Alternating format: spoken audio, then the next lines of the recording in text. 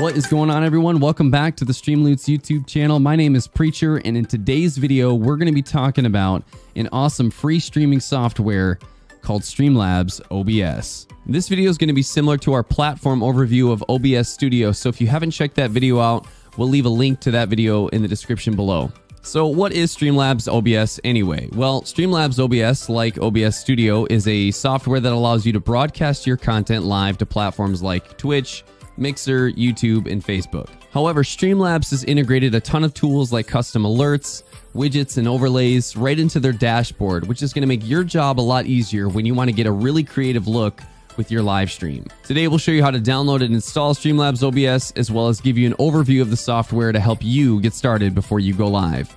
With that being said, let's get into it. All right, so first things first, we need to download Streamlabs OBS. So we're going to go to streamlabs.com and download the software to our computer. So we're going to click this green button here that says download Streamlabs OBS. Once we click on that, it's going to download over here. And once that's downloaded, we can click on it and run the program. Then when we go to set up Streamlabs OBS, we're going to have to go through their terms and agreements. We're going to click agree. And we're going to choose where we want Streamlabs OBS to install. For me, I've installed it within my program files folder. Once we've done that, we're going to have to log into the account to connect Streamlabs with our streaming platform.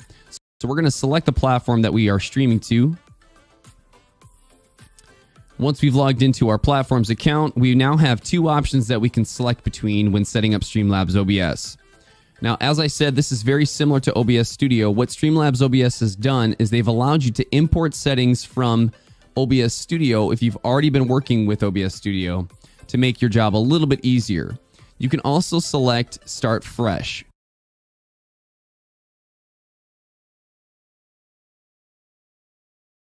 This is what we're going to do today for the sake of exploring Streamlabs OBS. Once we've done that, we're going to be able to set up our mic and our webcam. And so we're going to go down here to select our webcam, and then down here to select our microphone. Click continue. Once we've done that, we're going to see a blank canvas within Streamlabs. There's quite a few different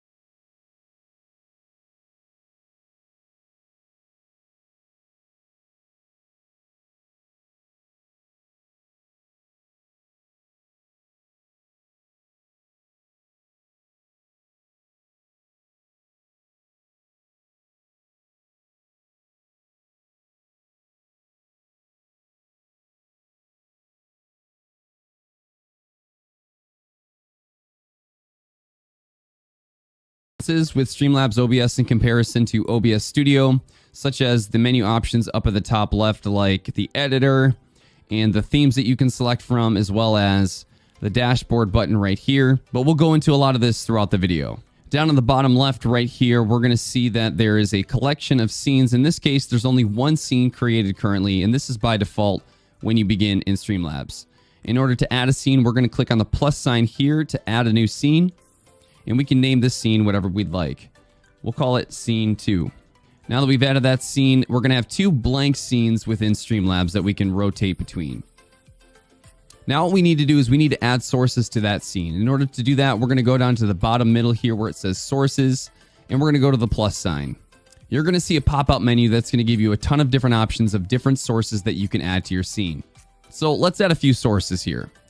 To begin, let's add a background to our scene here. Let's call this background. And we're going to click add source. It's going to give us an option to search for a file on our computer. I'm going to select this awesome Streamloots background, and I'm going to click Done. Once I do that, I can resize this however I would like and fill out the scene, or I could add it to just a part of the scene. All right, now that we've added a background, let's add a webcam. We're going to go to Video Capture Device, and we're going to click Add Source. And we'll label this webcam. Let's click Add Source. And then we're going to be able to select from any of the webcams that are connected to our computer currently. So let's select this webcam here. And we're going to click Done. And now we can move this and drag it wherever we would like. So let's say I wanted to add a display capture so that my viewers can see what I'm looking at on my monitor. For example, if I'm searching the web or anything like that, I could do that simply by adding a display capture, adding source. We'll leave it named display capture. So let's select the one we're currently using. And now that I've done that, you're going to be able to see everything that I'm looking at. Now, what I want to show you is that if you go down below in the sources, you should think of the sources like a sandwich. It's essentially different pieces that are layered together from top to bottom. So what you see at the top is going to be in front versus what's at the bottom, which is going to be in the back. So if I move the display capture, for example, behind the webcam, it's now going to reveal my webcam. And now we still don't see the background, so let's move the display capture behind the background. And now that's going to hide the display capture. Resizing and relocating your sources is a great way to make sure that your scene looks exactly the way that you want it to look. So let's say we want to highlight every time somebody performs an action in the channel, such as following, hosting, donating, or subscribing. In order to do that, we're going to add something called a widget. And Streamlabs has a ton of different options here. The one that we want to talk about is the alert box. And the alert box is going to highlight donations, subscriptions, follows, bits or embers, hosts. So let's add that source. And we're going to label it alert box. And we're going to have a menu that's going to give us a ton of different options of the actions we want to highlight within that box. We can get a preview of what's going to happen in the alert, and we can adjust the layout as well as the sources and settings. If we want to test what each of those alerts looks like, we can click Test Widgets, and let's get an example of what the follow alert is going to look like for the viewer. So when I click the test follow, it's going to give me a preview of what the viewer is going to see when they follow the channel. When we click Done, it's going to show that our alert box is located right here. So we can move this, resize it, and relocate it wherever we would like on our scene. So now that we've talked about what your viewers are going to see in the scene, we're also going to talk about what your viewers are going to hear.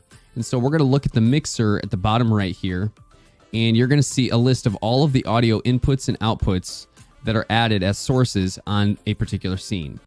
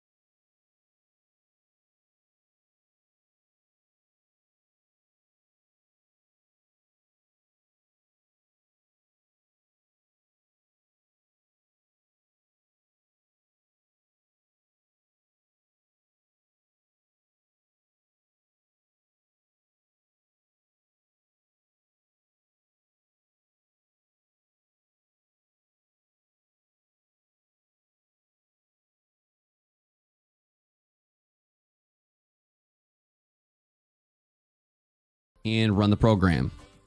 Then when we go to set up Streamlabs OBS, we're going to have to go through their terms and agreements. We're going to click agree, and we're going to choose where we want Streamlabs OBS to install. For me, I've installed it within my program files folder. Once we've done that, we're going to have to log into the account to connect Streamlabs with our streaming platform. So we're going to select the platform that we are streaming to. Once we've logged into our platform's account, we now have two options that we can select between when setting up Streamlabs OBS. Now, as I said, this is very similar to OBS Studio. What Streamlabs OBS has done is they've allowed you to import settings from OBS Studio if you've already been working with OBS Studio to make your job a little bit easier. You can also select Start Fresh. This is what we're going to do today for the sake of exploring Streamlabs OBS. Once we've done that, we're going to be able to set up our mic and our webcam. And so we're going to go down here to select our webcam, and then down here to select our microphone. Click Continue. Once we've done that, we're going to see a blank canvas within Streamlabs. There's quite a few differences with Streamlabs OBS in comparison to OBS Studio, such as the menu options up at the top left, like the editor and the themes that you can select from, as well as the dashboard button right here. But we'll go into a lot of this throughout the video. Down on the bottom left right here, we're going to see that there is a collection of scenes. In this case, there's only one scene created currently, and this is by default when you begin in Streamlabs. In order to add a scene, as I said, this is very similar to OBS Studio. What Streamlabs OBS has done is they've allowed you to import settings from OBS Studio if you've already been working with OBS Studio to make your job a little bit easier. You can also select Start Fresh. This is what we're going to do today for the sake of exploring Streamlabs OBS. Once we've done that, we're going to be able to set up our mic and our webcam.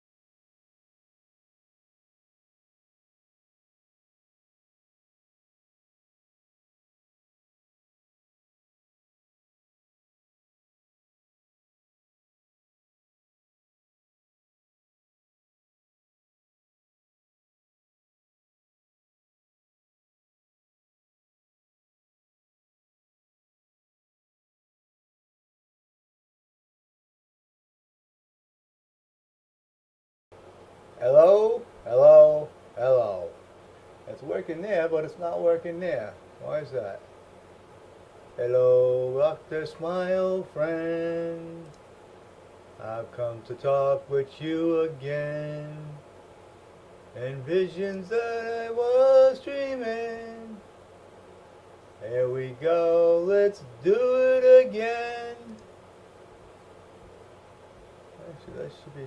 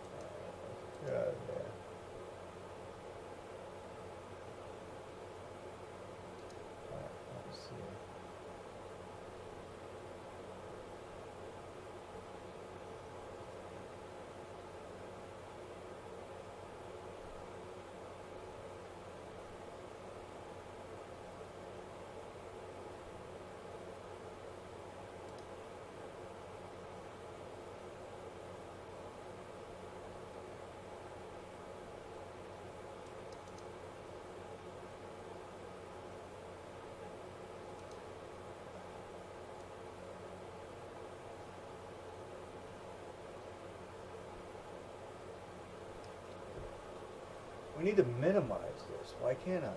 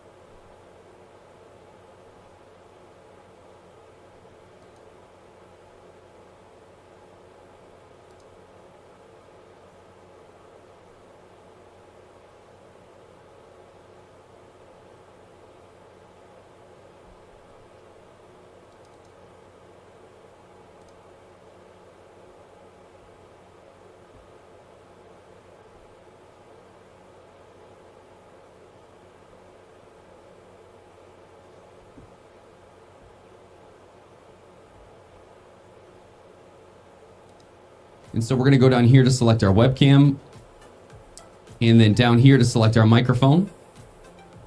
Click continue. Stop! Let's party! I was assigned to Doing something fun today. This Why is is this so a fucking video blurry? that's been on my request list for probably the longest. But there's just been so much exciting stuff happening lately with the new Stream Beats drop and, you know, Mixer getting shut down, all those things that I haven't quite found the time to do this one. OBS, the streaming software that nearly every streamer uses. Some of you guys use it really well. Some of you guys not so much, and then some of you are just opening it up for the first time and are completely overwhelmed and have no idea what anything means. There are so many cool things in OBS that no matter which of those people you identify with in your skill set of OBS, there's always something new to learn. So let's go through the software. Let's just build a stream together. I'll show you the bare bone basics, like setting up multiple scenes, knowing which settings are important within the vast array of options in the settings tab that you've probably seen before. And I'll show you some of my favorite, more advanced tips and tricks that are actually really easy to do if you just know what to click on. Things like custom widgets and hotkeys to switch scenes automatically. Sounds good? Go.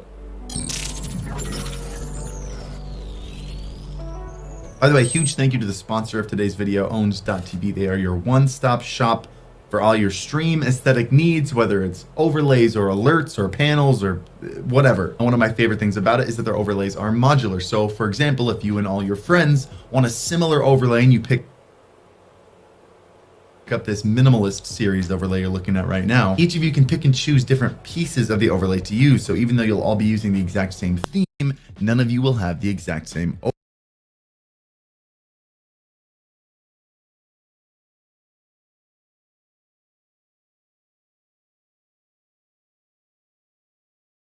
overlay. If you'd like to make the smart move like many from the community have done, feel free to use the link in the description down below. That link also supports the channel when you use it.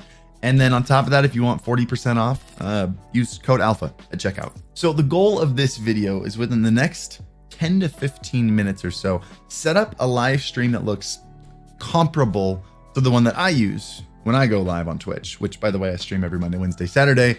Link to that in the description down below. Come hang out. Sound like a plan?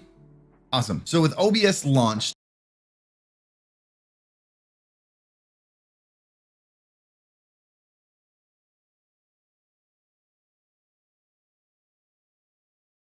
and completely bare bones, this is what it looks like. You know, it's weird. You got a bunch of weird boxes. You've got some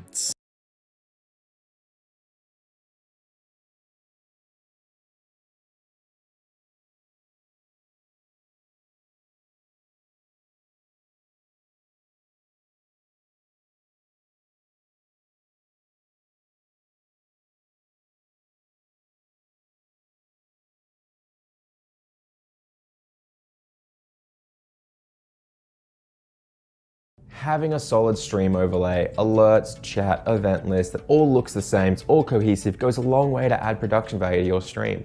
Obviously, your content is always going to be most important, but if you're looking at picking yourself up a full stream package and you want to see how it works and how to install it first, this video is going to do that. Today, we're installing a full stream package from Node or Die directly into Streamlabs OBS, and I'm going to show you just how easy it is, so let's get into it. Hi, I'm LJM with StreamScheme.com. If you've stumbled across this video, go check out our guides. I'm also a variety streamer over at twitch.tv/LJM_. First things first, why did I pick Streamlabs and why did I pick Node or Die? I picked Streamlabs because it was the easiest program for me to use when I first started streaming, so I always stuck with it. And secondly, I chose Node or Die because when I first got into finding full stream packages, they're who I purchased from. And honestly, I've never had such an easy installation and purchase process as compared to this. I went to their site, I felt confident that if I downloaded it, I'd be good to go, and I went from there. Now that that's out of the way, I know how daunting it can be when you first do your overlay package. It can be a little bit confusing. There are all these extra things. What is a scene? What is a source? What are these different things? It can be tricky. Your streaming goals suck. And because you set terrible goals like reach affiliate or worse, reach partner when you're just starting out, it means that you're going to burn out and quit streaming. Or worse, you're going to be streaming to 0 viewers forever and never grow.